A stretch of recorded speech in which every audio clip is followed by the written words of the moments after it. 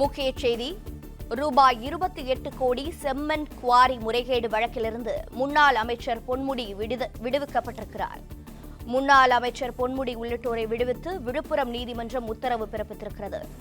செம்மண் குவாரி முறைகேடு வழக்கில் முன்னாள் அமைச்சர் பொன்முடி விடுவிக்கப்பட்டிருக்கிறார். முக்கிய செய்தியாக பார்க்கிறோம். முன்னாள் அமைச்சர் பொன்முடி உள்ளிட்டோரை விடுவித்து விழுப்புரம் நீதிமன்றம் உத்தரவு பிறப்பித்திருக்கிறது. குற்றச்சாட்டுகளை அரசு தரப்பில் நிரூபிக்காத காரணத்தினால் பொன்முடி விடுதலை செய்யப்பட்டிருப்பதாகவும் உத்தரவில் தகவல் கிடைத்திருக்கிறது. முக்கிய செய்தியாக பார்க்கிறோம். ரூபாய் 28 கோடி செம்மண் குவாரி முறைகேடு வழக்கிலிருந்து முன்னாள் அமைச்சர் பொன்முடி விடுவிக்கப்பட்டிருக்கிறார். குற்றச்சாட்டுகளை அரசு தரப்பில் நிரூபிக்காத காரணத்தினால் பொன்முடி விடுதலை செய்யப்பட்டிருப்பதாக தகவல் கிடைத்திருக்கிறது.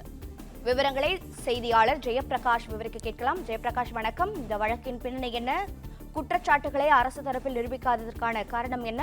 மேலும் தகவல்களை பதிவு செய்யலாம். வணக்கம்.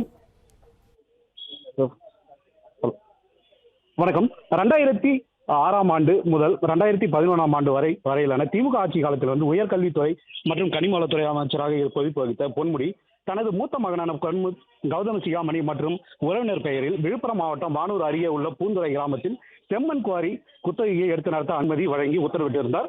இதையடுத்து பூந்துறை கிராமத்தில் செம்மண் குவாரி எடுத்து நடத்திய அமைச்சர் பொன்முடியின் மகன் கௌதம சிகாமணி மற்றும் உறவினர்கள் ஒன்று சேர்ந்து அரசால் அனுமதிக்கப்பட்ட ஆழத்தை விட கூடுதலாக செம்மண்ணை வெட்டி எடுத்ததாகவும் இதன் மூலம் அரசுக்கு அனுமதி வழங்கப்பட்டது அளவை காட்டிலும் 2,64,644 லோடு லாரி செம்மண்ணை வெட்டி எடுத்து முறைகேடாக விற்பனை செய்தது அரசுக்கு 28 கோடியே 36,40,000 ரூபாய் வருவாய் இழப்பு ஏற்படுத்தியதாக கடந்த 2012ஆம் ஆண்டு வானூர் தாசில்தாராக பணிபுரிந்த குமரபாலன் என்பவர் விழுப்புரம் மாவட்ட குற்றப்பிரிவு போலீஸ் புகார் அளித்திருந்தார். இதனைத் தொடர்ந்து அதிகாரத்தை தவறாக பயன்படுத்தி செம்மண் குவாரி நடத்த தனது மகனுக்கும் அனுமதி வழங்கிய திமுக அமைச்சர் பொன்முடி மற்றும் செம்மண் குவாரி நடத்தி முறைகேட்டில் ஈடுபட்ட அமைச்சர் மகன் முன்னாள் கள்ளக்குறிச்சி தொகுதி திமுக எம்பியுமான கௌதம சிகாமணி அவர் மற்றும் கௌதம சிகாமணி மைத்தினர் ராஜ மகேந்திரன், குமார், ஜெயச்சந்திரன், கோபிநாத், சதானந்தம் உள்ளிட்ட 8 பேர் மீது விழுப்புரம் மாவட்ட குற்றப்பிரிவு போலீசார் கடந்த அதிமுக ஆட்சியில் 2012ஆம் ஆண்டு வழக்கு பதிவு செய்தனர். இந்த வழக்கு தொடர்பான விசாரணை 2012ஆம் ஆண்டிலிருந்து அவர் பொன்முடி உள்ளிட்ட 8 பேர் கைது செய்யப்பட்டு பின்னர் ஜாமீனில் விடுவிக்கப்பட்டனர். இது தொடர்பான வழக்கு விசாரணை விழுப்புரம் நீதிமன்றத்தில் மாவட்ட முதன்மை அமர்வு நீதிமன்றத்தில் இருந்தது. அதனை வந்த நிலையில் மற்ற 7 பேர் அதில் பார்த்தீங்கன்னாக்கா ஒருவர் உயிரிழந்த நிலையில மீதி 7 பேர் அவர் மீது விசாரணை நடைபெற்று வந்தது. இதில் விசாரணையில் அரசு தரப்பு சாட்சிகளாக 57 பேர் சேர்க்கப்பட்டனர். அதில் 7 பேர் உயிரிழந்த நிலையில் 50 பேர் சாட்சி அளித்தனர். இது அரசுக்கு அரசு தரப்புக்கு பாதகமாக 30 பேர் சாட்சி அளித்திருந்தனர். இந்த நிலையில இன்று மாலை அவர் காலையில் வழக்கு விசாரணை குறித்து இன்று தீர்ப்பு அளிக்கப்படும் என அவர் மாவட்ட முதன்மை நீதிபதி மணிமொழி அறிவித்திருந்தார்.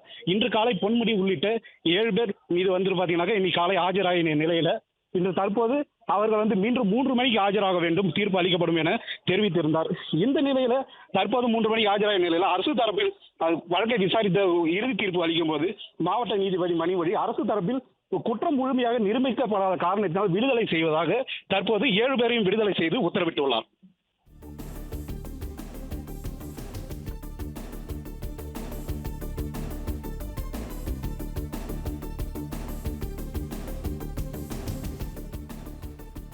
ரூபாய் 28 கோடி செம்மண் குவாரி முறைகேடு வழக்கிலிருந்து முன்னாள் அமைச்சர் பொன்முடி விடுவிக்கப்பட்டிருக்கிறார். விழுப்புரம் நீதிமன்றம் தீர்ப்பளித்திருக்கிறது. தகவல்களை வழங்கியதற்கு நன்றி ஜெயபிரகாஷ்.